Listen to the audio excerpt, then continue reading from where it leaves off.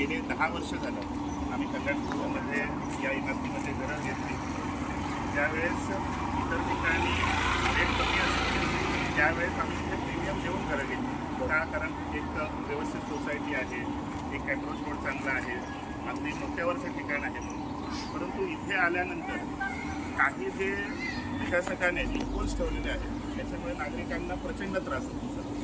आणि आम्ही गेल्या 10 वर्षामध्ये या सर्व बाबींसाठी वारंवार आम्ही आमच्या बिल्डरशी संपर्क साधला, वारंवार इथल्या लोकप्रतिनिधींशी संपर्क साधला, पोलिसांकडे गेलो, महापालिका प्रशासनाकडे गेले. मागच्या वर्षी 12 दिवस आम्ही आंदोलन केलं. तरीसुद्धा ज्या मूलभूत समस्या आहेत कल्याण डोंबिवली महापालिकेच्या बाहेर हो सर उपोषण केलेलं,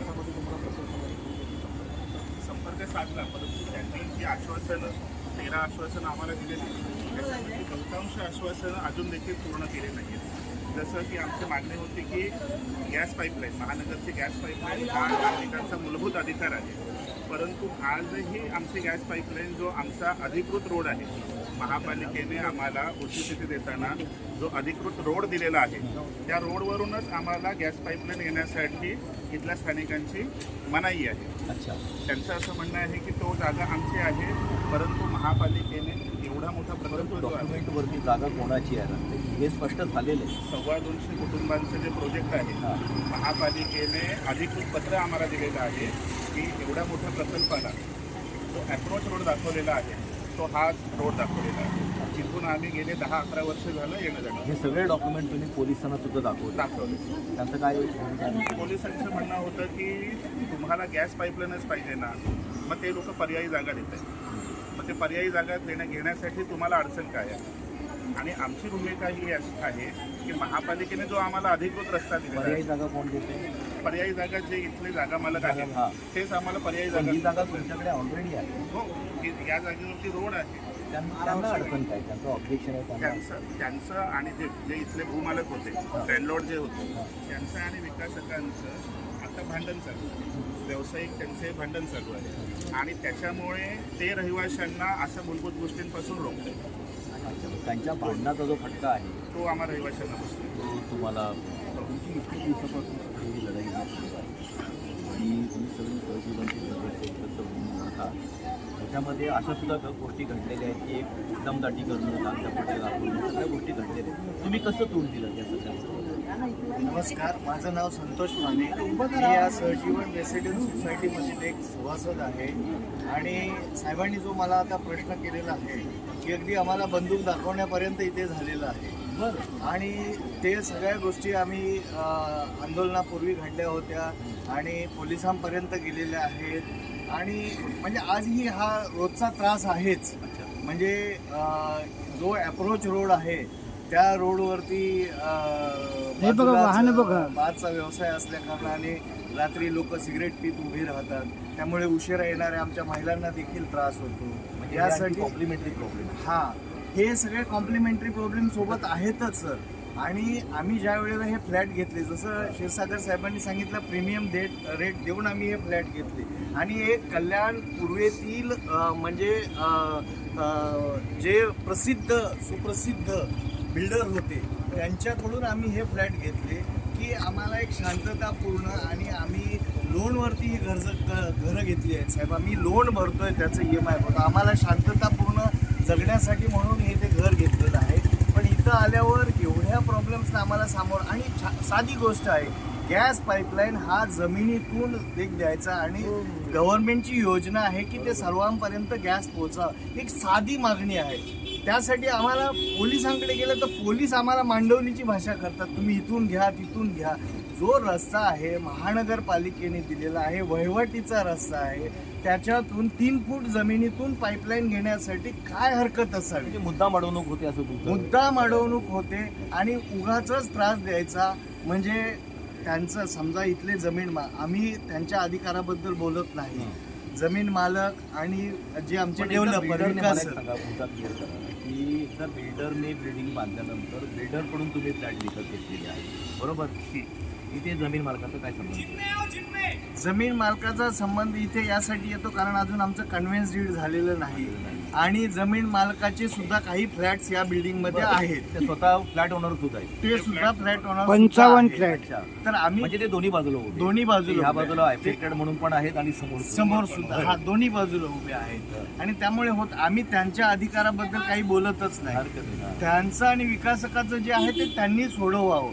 म्हणजे आमची त्याच्याबद्दल काही एक हरकत नाही. ते त्यांनी आपसात बसून सॉल्व्ह करावं. पण जो आमचा प्रॉब्लेम आम्ही नागरिक म्हणून आम्हाला काय गॅस हवा नसेल म्हणजे आम्ही काय दुसरी काय मोठी मागणी करतोय का किंवा एक रस्ता हो यासाठी आम्ही मागे पण कंपाऊंड वॉल ह्या जो आमच्या सुरक्षेचा प्रश्न होता त्यासाठी सुद्धा आमच्या महिलांना वगैरे भर नवरात्रीमध्ये 12 दिवस पाऊस सुद्धा पडत होता त्यावेळेला आम्हाला आंदोलन करा एवढी वाईट अवस्था होती. या भारताचे आंदोलन कव्हर केलेलं होतं. ते गोष्ट पाहिजे की महिला खूप मोठ्या प्रमाणावरती संख्येने तिथे त्या फुटपाथवरती तुम्ही सगळे तिथे अगदी दचून राहिलेला होता. काय तुमची काय प्रतिक्रिया आहे सगळा संघर्ष बघत असताना? तुम्हाला कुठे मनात भीती वाटते काय? तुम्हाला राग येतो काय तुमचं म्हणणं? पेक्षा असं राग आहे कारण की तुम्ही जिथे राहतात तिथे आजूबाजूला असं वातावरण बनवलं जातं की आमच्या सोसायटीतल्या माणसांवर बंदूक वगैरे रोखली जाते व तुम्ही कुठल्या लोकशाहीमध्ये राहता. म्हणजे इथे लोकशाही असताना तर तुमच्यावर बंदूक रोखता येतात आणि बेसिक गोष्टींसाठी आंदोलन करायची वेळच नाही आली पाहिजे मुळात. आणि आम्ही सत्ताधारी पक्ष आमच्या आजूबाजूला राहत आहे. सगळ्या पक्षांची लोक आमच्या आजूबाजूला राहत आहेत. फक्त येत आहे आश्वासन देत आहेत आणि परत फायदा तुम्हाला मिळत नाही. ती सत्ता त्यांच्यासाठी ती सत्ता अधिकार ते गाजवत आहे. आम्ही तर फक्त मत देतोय त्यांना. सत्ता ही आमच्यासाठी नाही. काय तुमची प्रतिक्रिया आहे? बोला बोला काय जे असेल. आम्हाला कसं आहे की साध्या गोष्टीसाठी आम्हाला इथे तिथे जावं लागतं. बाकी म्हणजे बेसिक गोष्टीसाठी म्हणजे ज्या गोष्टीसाठी आम्हाला आंदोलन तर काय म्हणजे साधं कुठेही जाऊ सगळ्यांची गरजच नाही आहे अशा गोष्टीसाठी. आता मागच्या वेळेला जेव्हा आंदोलन झालं 12 दिवस तुम्ही इथून तिथं जाणं तिथे त्या महानगरपालिकेच्या फुटपाथवर तुम्ही त्या साईडला कव्हर केलं होतं आंदोलन. तर तुम्हाला हे अशी कल्पना सुद्धा तुम्ही कधी केली नसेल की असं कधीतरी फुटपाथवर बसून आपल्याला आंदोलन करावं लागेल. त्या काळामध्ये तुमच्या काय भावना होत्या? त्या काळामध्ये म्हणजे कसं झालं की आम्हाला म्हणजे आमच्या सोसायटीसाठी आम्ही सगळं केलं की आमच्या हक्कासाठी की आम्हाला म्हणजे गेट हे काय आहे की आपल्या घराचा दरवाजा असतो तसं आपल्या बिल्डिंगचं गेट आहे ना आणि ते जर कोणी तोडून जर आपल्या घरात कोण घुसत असेल तसं आमच्या सोसायटीमध्ये जर कोणी घुसत असेल तर त्यासाठी आम्ही विरोध करणार असणार. आणि हे कोणालाही असं मनात येईल की बाबा कोणाला जबरदस्तीने कोणी सांगितलं नव्हतं की तुम्ही या. जे कोणी आले ते स्वतःहून आले की आपल्या घरात कोणतरी अतिक्रमण करतंय असं आम्हाला त्यावेळेला वाटतं. सुरक्षेचा त्यावेळेला तर शासन पद्धतीने सगळं करतो. सगळे आमचे जे पुराव्या सोबत आहेत तरी आम्हाला सरकारचा काही उपयोग नाही. मग काय असं सरकारला काय करायचं आहे आम्हाला? मतदानच नका देऊ ना मग करा सगळ्यांनी आपापल्या पद्धतीने. या परिसरातले जे लोकप्रतिनिधी आहेत परिसरातले जे लोकप्रतिनिधी आहेत त्यांच्याकडे आपण दाद मागितलेली आहे. दिनेश दाद तुम्ही मागितली मला काय सांगतो आम्ही करू निवडून आल्यावर करू पण कोण येतच नाहीये. लढाई सुरू असताना तुम्ही 12 दिवसाच्या आंदोलन तर त्या वेळेला या परिसरामध्ये वेगवेगळे राजकीय नेते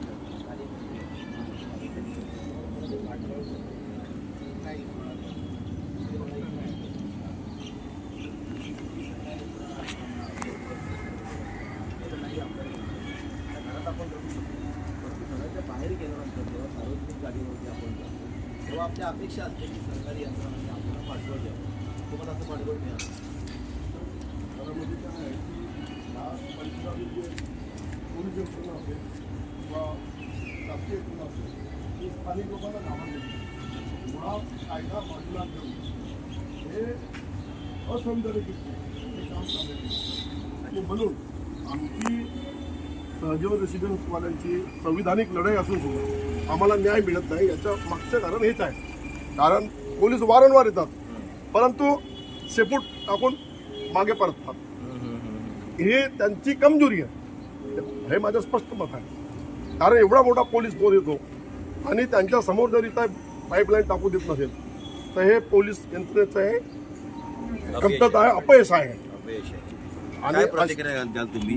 त्यांनी असा गंभीर मुद्दा मांडला की ज्या यंत्रणा आहेत शासकीय यंत्रणा जिथे तुम्ही दाद मागायला जाता तर त्या यंत्रणा ज्यांच्या विरुद्ध तुम्ही दाद मागताय त्यांना घाबरतात मुळात हा बोर्ड लावण्याचा उद्देश आमचा हाच आहे की आम्ही ह्या सगळ्या यंत्रणांकडे आमची दाद मागितलेली, आम्ही न्याय मागितलेला आहोत, पण यातली कुठली यंत्रणा आम्हाला कामाला आली नाही आणि सगळ्यांनी पैसे खाऊन अगदी मनमोकटपणे ह्या गुंडा लोकांना सगळ्यांना मोकळं सोडलं. त्यामुळे आम्हाला हा जे रस्त्यावर यायची परिस्थिती आलेली आहे आणि सरकारने याची नाही दाद घेतली तर ह्याच्यापेक्षा जास्त उद्रेकाने आम्ही आंदोलन करू. हे आमचं तुमच्या माध्यमातर्फे आम्हाला सरकारला हे आम्ही हे देतोय, आवाहन करतोय, इशारा देतोय आम्ही. आणि हे सगळं असं नाही थांबलं तर ह्याच्यापेक्षा मोठा उद्रेक आम्ही सहजीवनमध्ये करू. मला काय वाटतं याच्यामध्ये KDMCचे अधिकारी जबाबदार आहेत. कारण काय की त्यांनी 350 बरडी मारण्या प्रकरण माहीतच आहे. या माणसाचं म्हणणं की हा रस्ता नाहीच तुमचा, ही जमीन माझी आहे. मग ही जमीन जर याची आहे तर याच्यावर व्यवस्थित हे कसं काय सुरू आहे आणि हे साठवणूक कशामुळे झालं असेल तर मग KDMC अधिकाऱ्यांनी, वास्तविक KDMC अधिकारी. आणि माझी तर अशी जाहीर विनंती आहे की KDMCमध्ये जर दम आणि हे असेल की निवडणुकीच्या आधीच हा डांबरीकरण करून दाखवावा. म्हणजे त्याच्यात तरी दम आहे का की ते शेपूट घालून इलेक्शनच्या नावाखाली पुढे जातात, हे फार महत्त्वाचं होईल सर. काकांनी तेच एकदम लोकांना केलेलं आहे. KDMCला आव्हान दिलेलं आहे की KDMC मध्ये दम असेल तर त्यांनी हा निवडणुकीपूर्वी काय वाटतं KDMC बनलेला बनवायला तर पाहिजे. कारण का ज्या पद्धतीने आम्ही आंदोलन करतो हे आमचं दुसरं आहे. ॲक्च्युली हे तर व्हायलाच नको पाहिजे होतं, पण हे झालंय याची खंत आहे की KDMCनी आता तरी पाऊल उचलायला पाहिजे होतं. मला असं म्हणायचं आहे, जर KDMC किंवा प्रशासनाचं जर पैसे खाऊन पोट भरलं असेल तर ते कदाचित आमचं काम करतील. जर पोट त्यांचं भरतच नसेल तर ते आमचं काम करणार नाही.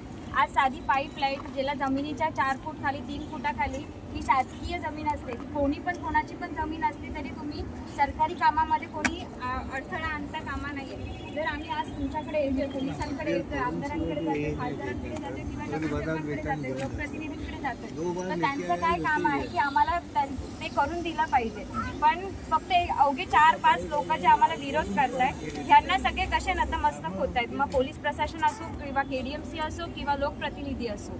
मग आम्ही जे मतदान तुम्हाला दिलेलं आहे ते कशासाठी आहे? फक्त जे कायद्याने जे संविधान वगैरे लिहिलेलं आहे हे पुढच्या काही काळामध्ये पुसून जाऊन फक्त विद्यार्थ्यांच्या अभ्यासक्रमापुरतीच राहणार आहे वाटतं, ज्या अंमलात कधी येणार आहे असा माझा प्रश्न आहे त्यांना. अशामुळे गुंडशाहीला खत पाणी देतात हे सगळेजण, शासन हेच करतो. मध्ये तुम्हाला काय वाटतं याच्यामध्ये भ्रष्टाचार सुद्धा आहे? बोला बोला बोला. हो, पूर्णपणे भ्रष्टाचार आहे. तर प्रशासनाने जी आहे की प्रशासनाने म्हणजे शासकीय यंत्रणेच्या कागदावरती विश्वास ठेवला पाहिजे. आज जेव्हा आम्ही पोलीस स्टेशनला गेलो, महापालिकेचे आमच्याकडे OCCC सँक्शन क्लास पूर्ण नकाशा आहे, महापालिकेचं अधिकृत पत्र आहे की एवढ्या 250 फॅमिलीसाठी हा जो अधिकृतपणे पोच रस्ता 100 सर्वे नंबरमधून दाखवलेला आहे आणि आम्ही तो दिलेला आहे असं महापालिकेचं पत्र आहे. आता महापालिकेचं पत्र जर पोलीस मानत नसतील आणि पोलीसच मांडवलीची भाषा करत असतील की तुम्हाला गॅसच हवा आहे, आम्हाला गॅस हवा नाही, आम्हाला आमचा हक्क हवा आहे, हा जो पाईपलाईन आहे ही आमच्या हक्काच्या रोडवरून आली पाहिजे, हे आमचं म्हणणं आहे. आम्हाला मांडवलीची भूमिका मान्य नाही. उद्या 5-10 वर्षानंतर परत त्या लोकांनी सांगितलं की तुम्ही मागून कशी काही पाईपलाईन घेतली, कारण तो तुमचा रस्त्यावरचा हक्कच नव्हता. त्यामुळे आम्हाला आमच्या हक्काच्या रस्त्यावरूनच पाईपलाईन पाहिजे. तुम्हाला थोडक्यामध्ये की प्रश्न फक्त सुटून उपयोग नाहीये, तर त्याचा कायमस्वरूपी आम्हाला तोडगा निघाला पाहिजे. गेल्या 11 वर्ष झालं आमच्या सहजीवनची लढाई आहे आणि सगळ्यात मी तुमच्या माध्यमातून आमच्या बिल्डरला आवाहन करतो की हे काय सर्व लिटिगेशन्स चाललेले आहेत हे आपल्यापासून मुळात आपल्यापासून सुरू झालेले आहेत. हे रहिवासी ह्याच्यामध्ये नाहक बळी ठरत आहेत तुमचा. त्यामुळे तुम्ही तुमच्या जमीन मालकाशी असलेले वाद जे आहेत ते आपण मिटवावेत, जेणेकरून रहिवाशांना निवडणुकीनंतर पुढचं पाऊल उचलावं लागणार नाही. कारण निवडणुकीनंतर आम्ही माघार घेणार नाही आहोत. आत्ता आम्ही आचारसंहिता आहे म्हणून शांत बसलेलो आहोत, परंतु आम्ही तुमच्या माध्यमातून आमच्या विकासकाला आवाहन करतो की तुम्ही तुमचे जे काय व्यक्तिगत व्यावसायिक वाद आहेत ते तुम्ही एका टेबलवर बसून मिटवावेत आणि रहिवाशांना आपला हक्क द्यावा, दिलासा द्यावा रहिवाशांना. राजसाहेब काम करत कसं आहे? हो मला माहिती आहे. अजून एक सांगायचं आहे, मागच्या वेळेस आम्ही जे आंदोलन केलं KDMCच्या इथे 12 दिवस बसून ते अविरत आंदोलन करण्याचं यश मिळालं. पण त्या आंदोलनात झालं काय की तुम्ही पाठिंबा दिला पण बाकीचे लोक फक्त चेहरा दाखवायला आले राजकारणी, असं दाखवायला की आम्ही आहोत तुमच्यासोबत, यायचं 5 मिनिटं बसायचं आणि निघायचं. आणि हा आंदोलनाचा विजय होता, सोसायटीच्या लोकांचा एकत्र असण्याचा विजय होता. पण हा विजय मिळाल्यानंतर सगळे इलेक्शन झाल्यावर आले, लक्षात आहे ना आम्ही आलो होतो, आता पण हा विजय आमच्या एकीचा असणार. पण ह्याचा फायदा म्हणजे ते असं ना की मलाई खायला सगळे लोक टपतात. तर हे सांगायचं की हा विजय फक्त आपल्या एकीचा आहे. कुठल्याही पक्षाने आपल्याला कसल्याही प्रकारची मदत केली नाहीये. तर इलेक्शनच्या वेळेस जर कोणी आपल्याकडे आलं की बाबा लक्षात ठेवा आम्ही आलो होतो, तर आम्ही लक्षात नाही ठेवणार त्यांना, कारण की ते फक्त चेहरा दाखवायला आले. आम्ही तुम्हाला मदत देताना चेहरा दाखवू पण मतं नाही देणार. हे सांगायचं आहे आम्हाला. जवळ 850 मतं म्हणजे एक बूथ झाला. एक बूथ आहे. निवडणुकीचा सहज- बूथ. आमचा बूथ रद्द केला. तो कॅन्सल केला त्यांनी, लिस्टमधनं काढून टाकलाय. अजून कोणाला बोलायचे?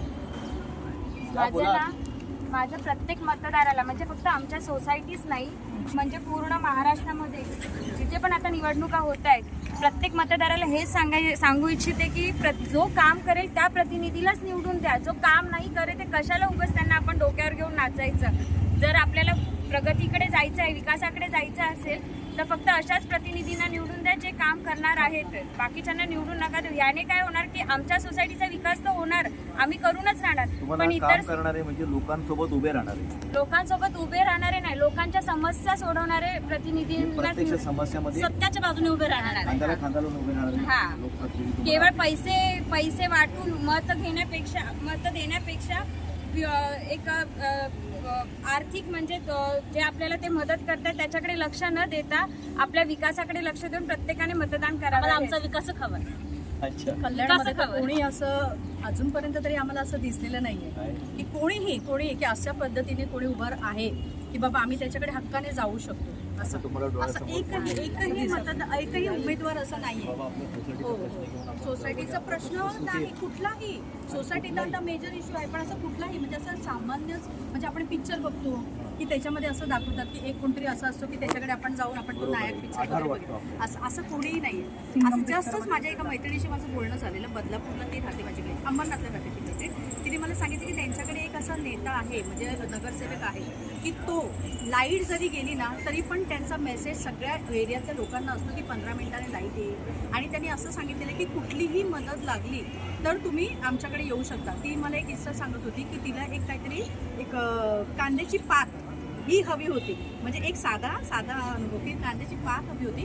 तिने फक्त असा मेसेज टाकला, जस्ट म्हणजे ट्राय घेतलं की बाबा आपल्यापर्यंत ही मदत येऊ शकते का, आणि तिच्याकडे 15 मिनिटामध्ये कांद्याची पात घरपोच झाली. म्हणजे विचार करा, असे नेते असं म्हणजे मला फक्त पिक्चरमध्ये बघितल्यासारखं वाटलं. आणि तिने मला अनुभव सांगितला तर मी अक्षरशः मला आश्चर्य वाटलं की अशी लोक अजून आहेत.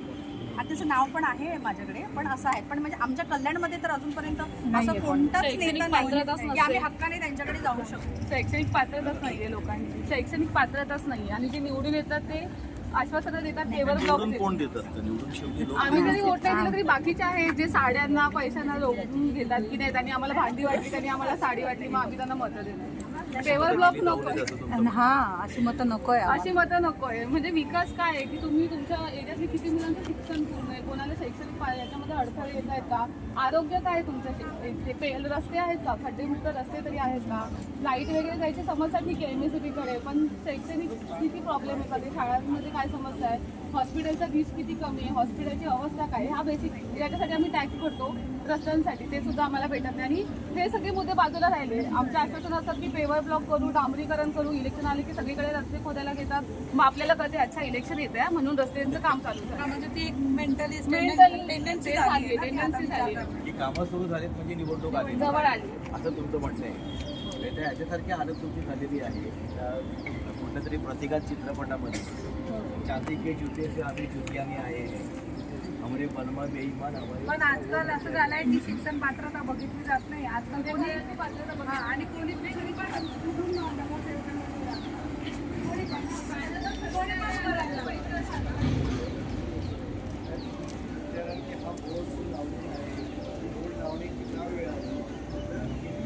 आपला नगरसेवक तरी सुद्धा आमच्या प्रिमायसेसमध्ये आलेला नाही. 10 वर्ष झाली आमच्या प्रिमायसेसमध्ये आलेला नाही.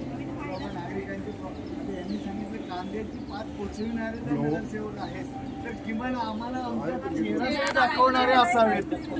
चेहरा सुद्धा दाखवत नाहीयेत आम्हाला असे नगरसेवक आहेत. मग त्यांना आम्ही काय म्हणून मत द्यावं? मग त्यांनी जर आमच्या प्रश्नाची उत्तर आम्ही मागितली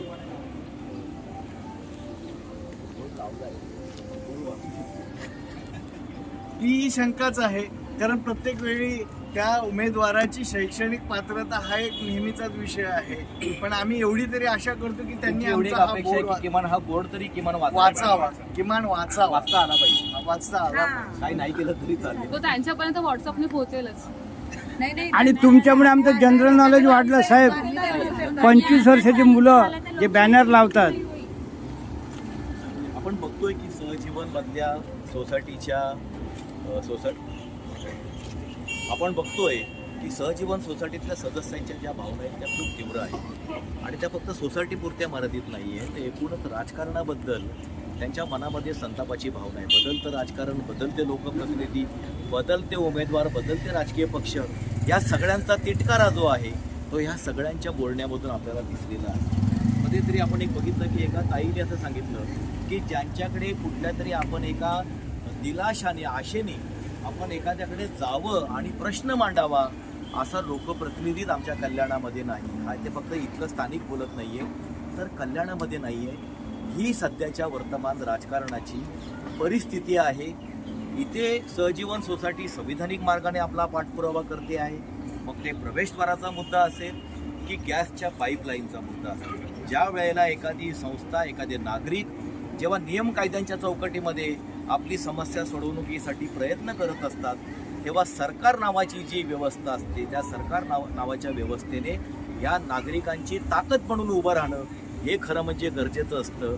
नेमका त्याचाच अभाव असल्यामुळे याच्या पुढे काय करायचं हा प्रश्न या नागरिकांना पडलेला आहे. निवडणुकीचा काळ असल्यामुळे, आचारसंहितेचं बंधन असल्यामुळे आज ही सगळी मंडळी संयमी पद्धतीने हा आपला प्रश्न हाताळतायत. परंतु ह्या प्रश्नाला पुढच्या काळामध्ये नेमकं कुठलं वळण लागेल, हा मुद्दा जो आहे तो कुठल्या धोकादायक वळणावर जाईल त्याची मात्र शाश्वती आपल्याला देता येत नाही.